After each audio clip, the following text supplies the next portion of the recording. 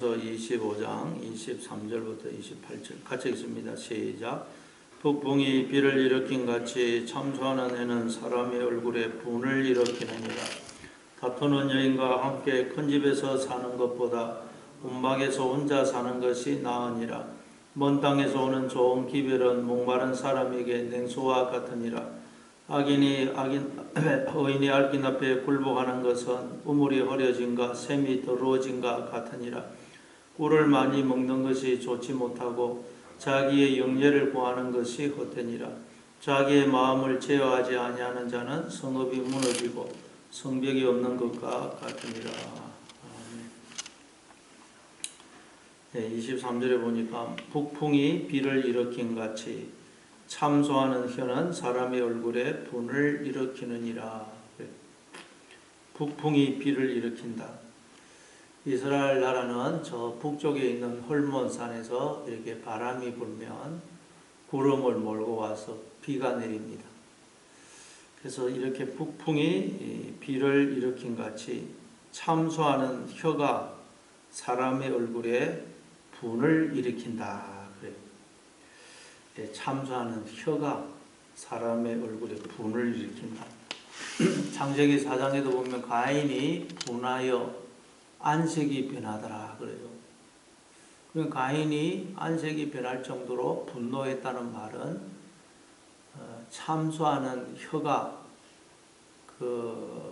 참소하는 혀의 말을 가인이 들었다는 말입니다. 그러면 이렇게 분노하고 이성을 잃게 됩니다. 그럼 이 참소하는 혀는 뭐겠어요? 요한복음 8장 44절에서 예수님이 유대인들을 향하여 너희 아비는 마귀다. 마귀는 거짓말장이고 거짓의 아비들이다 그러죠. 마귀가 참소하는 혀입니다. 그래서 우리가 마귀의 다스림을 받게 되면 마귀가 우리 안에 속 들어와가지고 우리의 머리가 되어서 우리를 장악하게 되면 우리도 참소하는 혀가 되어서 참소하는 말을 하게 되는 것입니다. 누군가를 비난하고 정죄하고 욕하고 저주하는 말을 하게 되는 것입니다. 그러니까 이 참소하는 말은 어떤 말이겠어요? 그 사람으로 하여금 하나님을 떠나게 하는 말이에요. 가인이 그냥 하나님을 떠나지 않습니까? 가인의 제사는 받지 않더라 그러지 않습니까? 그러니까 가인이 마음이 하나님이 떠났다는 말이에요. 참소하는 말을 듣고 뱀의 말을 듣고 그래서 하나님을 떠나게 하는 것이고 죽이는 말입니다. 죽이는 말. 그러나 하나님께서 그 참소하는 뱀의 말, 마귀의 말은 거짓말이다. 예수님 와서서 다 말할 때마다 거짓말을 한다. 거짓말이라고 판정을 내렸어요. 그러니까 우리가 하나님의 말씀이 아닌 그 말씀에서 어긋나는 모든 여러분 참소하는 그 말은 들을 필요가 없다는 것입니다. 누가 나를 욕하고 비난하고 정죄해도 저건 거짓말이다. 들을 필요가 없다는 거예요. 내 속에서 들려오는 뱀의 소리도 다 거짓말이라는 것입니다. 하나님의 말씀이 아닌 건 다 거짓말입니다. 들으면 안 된다는 거예요. 안 들어야 됩니다. 거짓말을 왜 듣겠어요? 사기꾼이 하는 말을 왜 듣겠어요? 그래서 오늘 여러분 누가 나를 욕하고 비난하고 부시렁사도 다 거짓말이다. 듣지 마시기 바랍니다. 내 속에서 들려오는 뱀의 소리도 절망적인 소리 다 거짓말. 하나님의 말씀만 여러분 들으시기 바랍니다. 하나님의 말씀. 그래서 우리가 하나님의 말씀을 들어야 나도 참소하는 혀가 되지 않습니다. 내 속에 하나님의 말씀이 없으면 우리도 참소하는 혀가 돼가지고 돌아다니면서 자꾸 참소하는 말을 하게 됩니다. 그래서 오늘도 오직 뱀의 소리는 다 거짓말이다. 하나님의 말씀만 들으시고 그래서 여러분도 오늘도 우리도 이 성령의 혀가 임해서 그래서 오늘도 이제 성령이 말하게 하심을 따라 하나님의 말, 살리는 말을 하는 그런 여러분 되시기를 바랍니다. 또 24절에 보니까 다투는 여인과 함께 큰 집에서 사는 것보다 움막에서 혼자 사는 것이 나으니라 그래요. 다투는 여인과 큰 집에서 큰 집이라는 말이 원문에는 함께 사는 집, 연합의 집, 공동의 집 그렇게 되어 있습니다. 하나님께서 창세기 2장에 보니까 아담이 독차하는 것이 좋지 못하여 돕는 배필을 여자를 지으시죠. 그러니까 혼자 사는 것은 사실은 좋지 못합니다. 그러니까 여러분 사랑하는 여인과 함께 큰 집에서 사는 것 그게 하나님의 뜻입니다. 근데 이제 다투는 여인과 함께 큰 집에서 사는 것보다 움막에서 혼자 사는 게 낫다는 거예요. 이게 하나님의 뜻이라는 말이 아닙니다. 사람들이 그렇게 생각한다는 거예요. 하나님의 뜻은 함께 사는 것, 독차하는 것이 좋지 않다고 해가지고 하나님이 돕는 배필을 지었었거든요. 그러니까 혼자 사는 것은 하나님의 뜻이 아닙니다. 근데 사람들이 다투는 여인과 큰 집에서 사느니 차라리 혼자 움막에서 사는 게 낫다. 사람들이 그렇게 생각하더라는 거예요. 물론 여러분 혼자 살면 조금 편할 것입니다. 그러나 혼자 살면 절대 사람은 온전해질 수가 없습니다. 철이 들 수가 없어요. 왜? 사람이란 하나님이 혼자 사는 게 좋지 못하고 했다고 해서 돕는 배필을 지었기 때문에 철이 철을 날카롭게 하듯이 사람은 함께 살면서 모난 부분이 깎이는 것입니다. 혼자 살면 절대 안 됩니다. 자아가 더 단단해져요.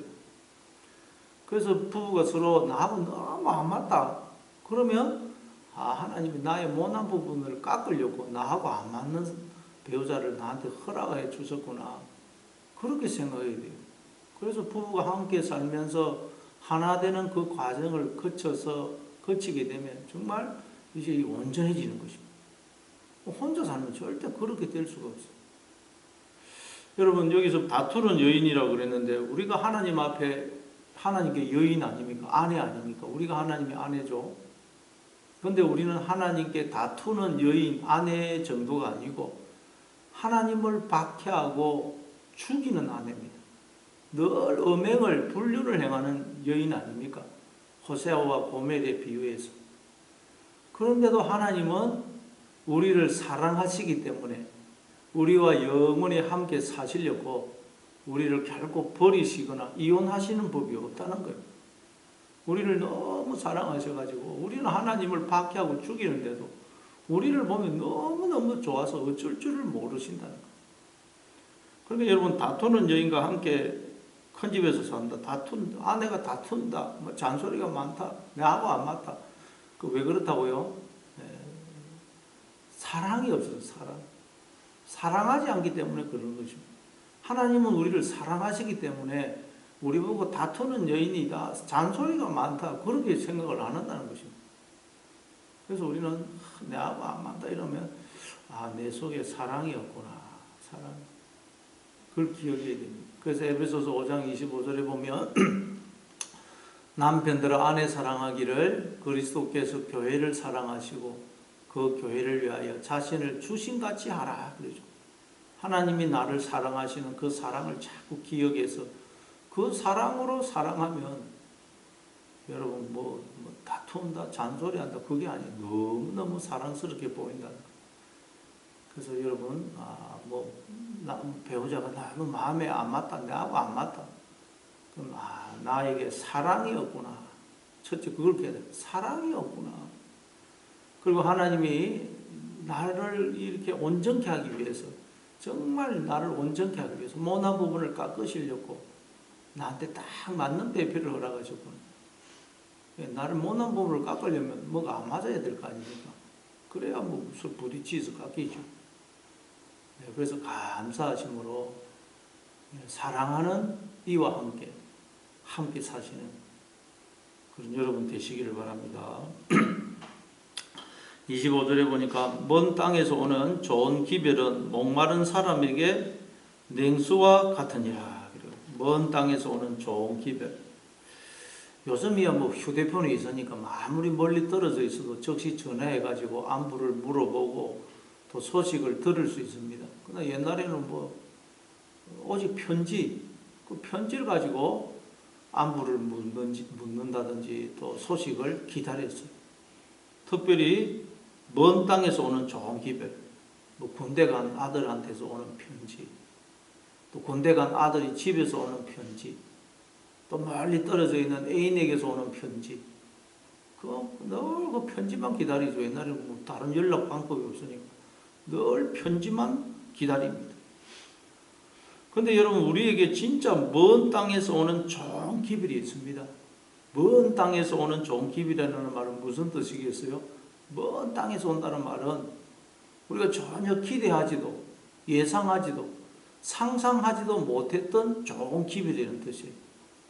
그게 뭐겠어요? 하나님 나라에서 들려오는 소식. 이 땅의 소식이 아닙니다. 이 땅의 소식은 늘 우리를 두렵게 하고 불안케 하고 놀랍게 하고 절망케 합니다. 이 땅이 아닌 먼 땅에서, 저 하나님 나라에서 우리는 생각도 못하고 상상도 못한, 전혀 기대하지 못한 하나님 나라에서 들려오는 복된 소식이 있습니다. 복된 소식. 그 기별은 목마른 사람에게 냉수와 같다는 거예요. 목이 말라 죽어가는 사람에게 냉수와 같다는 거예요. 여러분, 이 땅에서 들려오는 소리 자꾸 들으려고 하면 안 됩니다. 그건 우리를 늘 절망케 하고 불안케 합니다. 저 먼 하나님 나라에서 들려오는 소식, 복음의 복된 소식, 하나님 말씀을 들어야 됩니다. 그러면 우리가 살아나는 것입니다. 이사야서 40장 1절에 보니까 너희의 하나님이 이르시되 너희는 위로하라, 내 백성을 위로하라. 너희는 예루살렘의 마음에 닿도록 말하며 그것에게 외치라. 그 노역의 때가 끝났고 그 죄악의 사함을 받았느니라. 그의 모든 죄로 말미암아 여호와의 손에서 벌을 배나 받았느니라 할지니라 하시니라. 노역의 때가 끝났다는 거예요. 이제는 종로로 노예 노릇 할 필요가 없다는 거예요. 해방이 되었다. 해방. 여러분, 노예한테 해방이 되었다, 자유인이다, 그만큼 기쁜 소식이 어디 있겠어요? 또 그리고 사형수가 되어서 감옥에서 죽기만을 기다리고 있는데 너는 이제 모든 죄가 탕감받았다, 사해졌다, 자유인이다. 그만큼 이 뭐 기쁜 소식이 어디 있겠어요? 근데 여러분, 하나님으로부터 우리한테 그 소식이 들려진 것입니다. 너는 이제 죄종이 아니고 하나님의 자녀다. 하나님의 자녀. 하나님 나라의 상속자고 이미 하나님 세계 안에, 하나님 나라 안에 들어와 있다. 하나님이 너와 언제나 함께 하신다.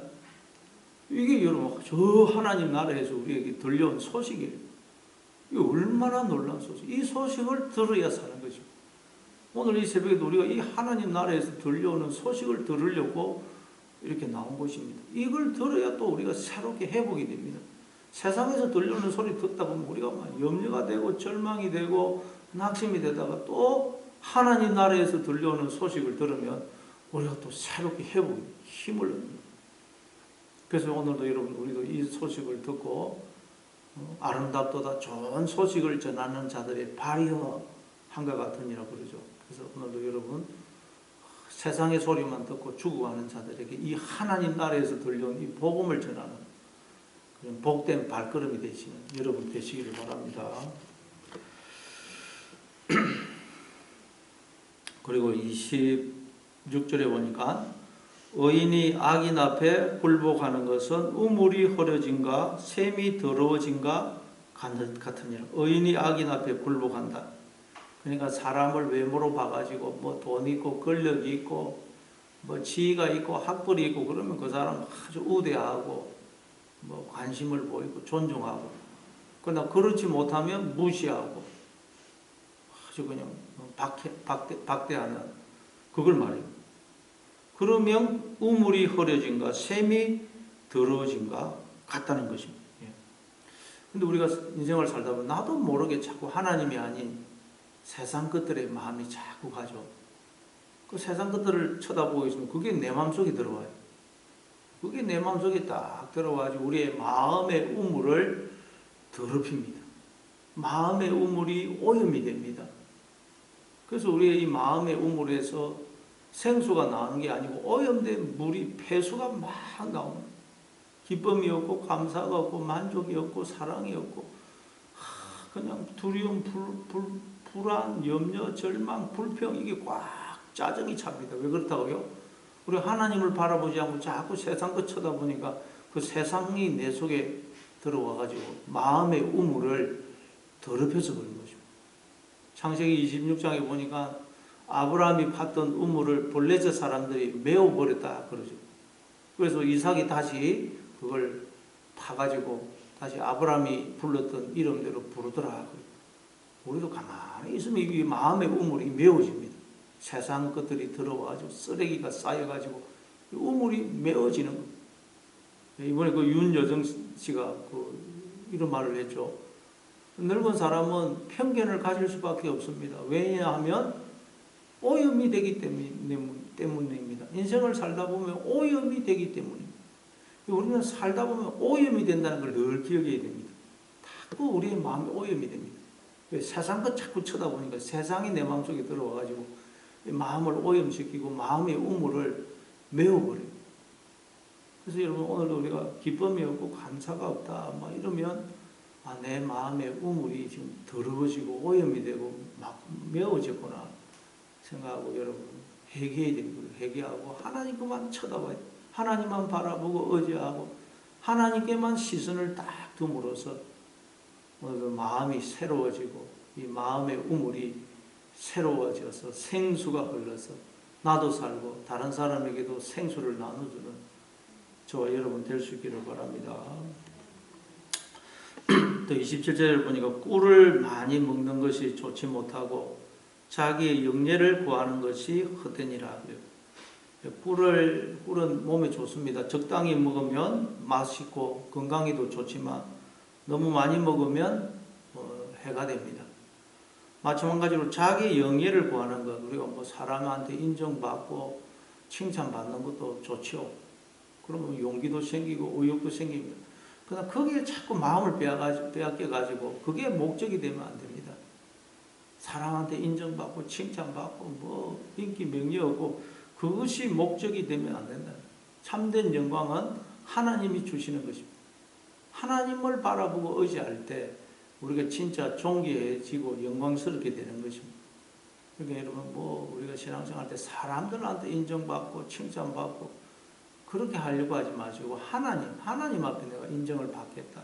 하나님 앞에 잘 보려고 하시는 여러분 되시길 바랍니다. 그리고 또 28절에 보니까 자기의 마음을 제어하지 아니하는 자는 성읍이 무너지고 성벽이 없는 것과 같으니라. 그리고 성읍이 무너지고 성벽이 없어지면 어떻게 되겠어요? 도둑, 짐승들이 수시로 들락해가지고 모든 것을 약탈할 것이고 성벽이 없고 성읍이 다 무너져 버리면 이제 쉴 수도 없고 이렇게 편하게 거할 데가 없죠. 마음을 제어하지 못하면 이렇게 되는 거예요. 성경에 보니까 우리의 마음이 하나님이 거하시는 집이라 그러죠. 그리고 우리 인간이 다 집입니다. 집. 우리 인간은 집이라는 거예요. 그래서 부모는 자식에게 집이 되어주는 것입니다.